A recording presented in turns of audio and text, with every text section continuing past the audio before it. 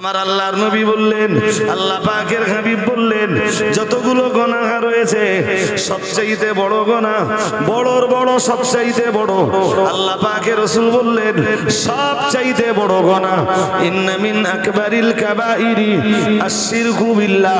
রাসূলুল্লাহ জানিয়েছেন আল্লাহর আকাশের নিচে জমিনের উপরে বড়র বড় সবচাইতে বড় গুনাহ হলো আশ-শিরকু বিল্লাহ, আল্লাহর সঙ্গে শিরক করা। এর চেয়ে বড় আর এর চেয়ে বড় আর নেই। তারপর হাদিস শরীফ বিবরণ দিয়েছে, সাহাবারা যেন জিজ্ঞেস করলেন, ইয়া রাসূলুল্লাহ, ইয়া হাবিবাল্লাহ, হুজুর শিরকের পরে সবচাইতে বড় গুনাহ কোনটা? প্রিয় নবী মুহাম্মদুর রাসূলুল্লাহ সাল্লাল্লাহু আলাইহি ওয়াসাল্লাম বললেন, ওয়াকুকুল ওয়ালিদাইন।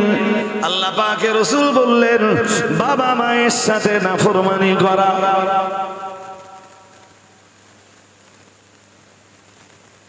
শুনছেন না ঘুমাচ্ছেন? শিরকের পরের গুনাহ মানে দরজা কোনটা? বাবা মায়ের অবাধ্য হওয়া, এটা শিরকের পরে সবচেয়ে বড় গুনাহ। 3 নম্বরে রাসূল জানিয়েছেন অকতলুন নাফস। আল্লাহ পাকের রাসূল জানিয়েছেন মানব হত্যা করা। এই তো ভোটের আবহাওয়া চলতেছে না? আরে বাবা, ভোট প্রক্রিয়া শুরু হয়ে গেছে না? মানুষ মরাও শুরু হয়ে গেছে। মানুষ এমনিও মরে, অসুস্থ হয়ে মরে, মরে না? হ্যাঁ, কেউ বাড়িতে মরছে, কেউ এ মৌত আলাদা, এ তো হবে, এ তো স্বাভাবিক মৌত। এ তো কেউ আসবে কেউ যাবে, গল্পটা এইটা নয়। কিন্তু ভোট কেন্দ্রিক বহু মানুষের জীবন ঝরে যাবে। যাবে না? যাবে না? অলরেডি শুরু হয়ে গেছে। যে যে সাইডটা ভোট হয়েছে কিচ্ছু হয়নি বলেন। হ্যাঁ, আর আমার আঙ্গায় দেখি 1 জুন ভোট না, আঙ্গায় দেখি কিচ্ছু হবে না।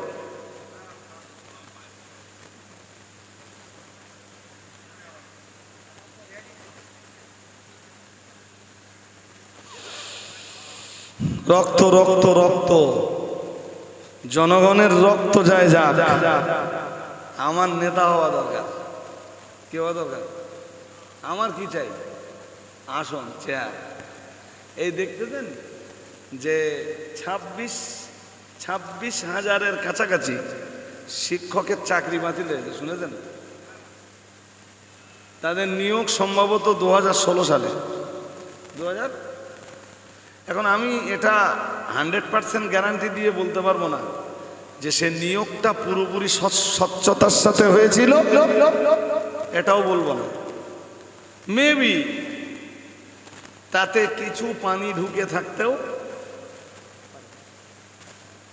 কিন্তু কিছু মেধাবী ছেলে তো ছিল, কিছু মেধাবী মেয়ে তো তাতে ছিল।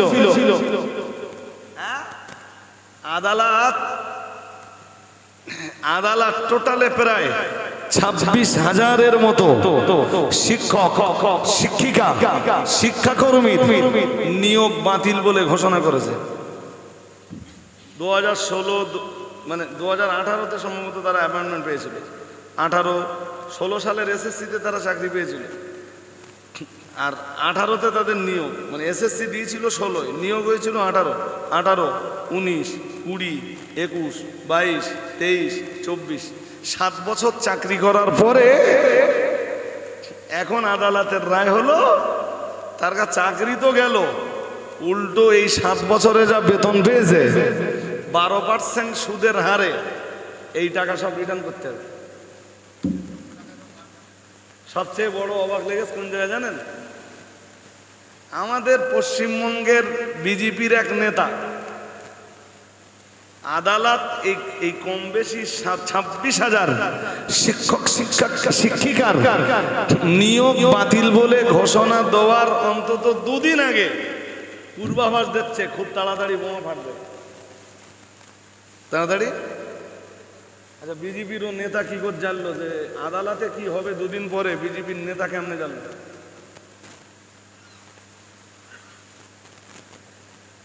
আমার কথা বুঝতে পারেননি?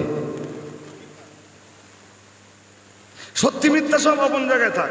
নিয়োগের স্বচ্ছতা ছিল ছিল না ধরুন আমরা কিচ্ছু জানি না, কিন্তু আদালত যে এদের চাকরি বাতিল বলে ঘোষণা দেবে, জি, পশ্চিমবঙ্গের এক বিজেপির নেতা দুদিন আগে থেকে তার পূর্বাভাসটা কি করে জানলো?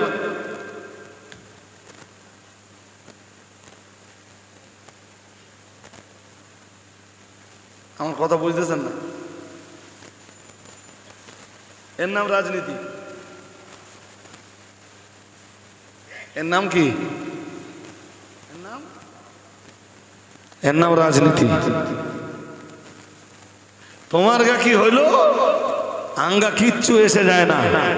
আঙ্গা দরকার চেয়ারে বসা। তোমাদের কাজ বাজ থাকলো না, আঙ্গা কিছু এসে যায় না। তোঙ্গা আয় উপার্জন হলো না, আঙ্গা কিচ্ছু এসে যায় না। তোমাদের পেটের ভাত জুটলো না জুটলো, আমাদের কিচ্ছু এসে যায় না। আমাদের দরকার চেয়ার। এই তো চলছে সারা ভারতে। জি আল্লাহ, আপনি আমাদেরকে বুঝবার ক্ষমতা দান করুন। বলুন আমিন, বলুন না আমিন। তবে মুহাম্মদ সাল্লাল্লাহু আলাইহি ওয়াসাল্লাম এমন একজন নবী যার কাছে একটি পিপিলিকার জীবনেরও নিরাপত্তা ছিল। আজকে রাজনৈতিক নেতাদের কাছে মানুষের জীবনের নিরাপত্তা নেই, কিন্তু বিশ্ব নবীর কাছে একটা পিপিলিকার জীবনেরও নিরাপত্তা ছিল। সুবহানাল্লাহ। আর একটু মন খুলে, এই হযরত মুহাম্মদ সাল্লাল্লাহু আলাইহি ওয়াসাল্লাম চলে যাওয়ার কম বেশি ১৫০০ বছর পরেও কেন হযরত মুহাম্মদ সাল্লাল্লাহু আলাইহি ওয়াসাল্লামের রেখে যাওয়া সেই নিয়ম নীতি তামাম বিশ্বে অল ডে কেন প্রয়োগ হওয়া দরকার? তার জবাব হলো, জি, আজকের নেতাদের কাছে মানুষের জীবনের নিরাপত্তা নেই। মুহাম্মদ সাল্লাল্লাহু আলাইহি ওয়াসাল্লাম এমন একজন নেতা ছিলেন যার কাছে একটি পিপিলিকার জীবনেরও নিরাপত্তা ছিল। হাদিসে এসেছে রাসূলুল্লাহ একবার একটা পিপিলিকার বস্তিকে দেখতে পেলেন। শুনছেন? হ্যাঁ, যে বস্তিটাকে কেউ একজন জ্বালিয়ে দিয়েছে, আগুন দিয়ে জ্বালিয়ে দিয়েছে। তো রাসূল জিজ্ঞেস করলেন মান আহরাকা? জি, রাসূল বললেন মান আহরাকা হাদিহি। রাসূল বললেন এটা কে জ্বালিয়েছে? কে? এই পিপিলিকার বস্তিটাতে আগুন দিয়েছে কে? এক সাহাবী বললেন আমি। আল্লাহ পাকের রাসূল বললেন লা ইয়ামবাগি লিআহাদিন আইয়ুআযযিবা বিন-নার আও কামা ক্বালা আলাইহিস সালাম। প্রিয় নবী মুহাম্মদুর রাসূলুল্লাহ সাল্লাল্লাহু আলাইহি ওয়াসাল্লাম, আল্লাহ পাকের নবী বললেন কারোর জন্য এটা উচিত নয় যে সে কাউকে আগুন দিয়ে শাস্তি দেবে, ইল্লা রাব্বুন নার।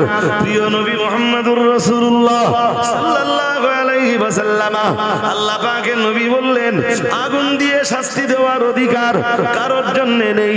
আল্লাহ পাক রব্বুল আলামিন আগুন দিয়ে শাস্তি দেওয়ার অধিকার কাউকে দেননি, ইল্লা রাব্বুন নার। আগুন দিয়ে শাস্তি দেওয়ার অধিকার তার, আগুন সৃষ্টি যার। কার? যে কারণে আল্লাহ পাপীদেরকে আগুন দিয়ে শাস্তি দেবেন, কিন্তু কোনো মানুষের অধিকার নেই মানুষকে আগুন দিয়ে, কথা বলে না, মানুষকে আগুন দিয়ে শাস্তি দেবে। রাসূল বললেন আগুন দিয়ে পিপিলিকার বস্তিটাকে জ্বালালে কেন? আগুন দিয়ে শাস্তি দেওয়ার অধিকার আল্লাহ দেয়নি।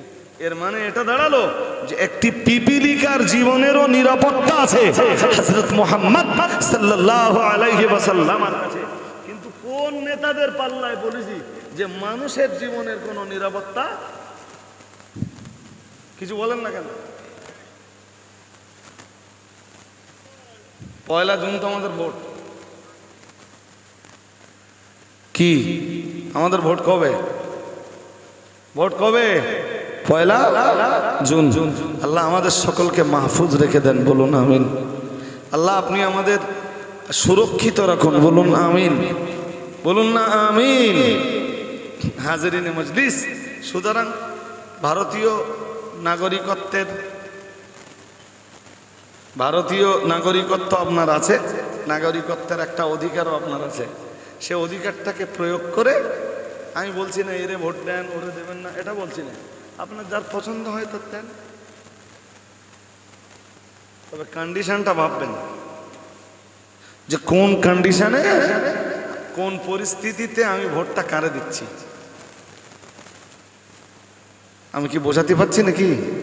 আমি পার্টিকুলার কোন রাজনৈতিক দলের লোকও নই, আর জি কোন রাজনৈতিক দলের প্রচারক প্রসারক সমর্থকও নই। ভোট আপনার, স্বাধীনতা আপনার। আমি আপনার স্বাধীনতা ছিনিয়ে নেওয়ার মোটেই পক্ষপাতী না, বাট আপনাকে দেখতে হবে যে আমার ভোটটা কোথায় যাচ্ছে আর বর্তমান পরিস্থিতি, আমি কোন পরিস্থিতির মোকাবেলায় দাঁড়িয়ে ভোট দিচ্ছি, আর ভোটটা কারে দিলে ভালো হয়। আপনার জ্ঞান আছে, বুদ্ধি আছে, বিবেক আছে, বিবেচনা আছে, আছে না? হ্যাঁ না, কিছু বলেন, আছে না? তাহলে আপনার ভোটের স্বাধীনতায়, ভোটদানের যে স্বাধীনতা, এই স্বাধীনতায় আমি হস্তক্ষেপ করার কে?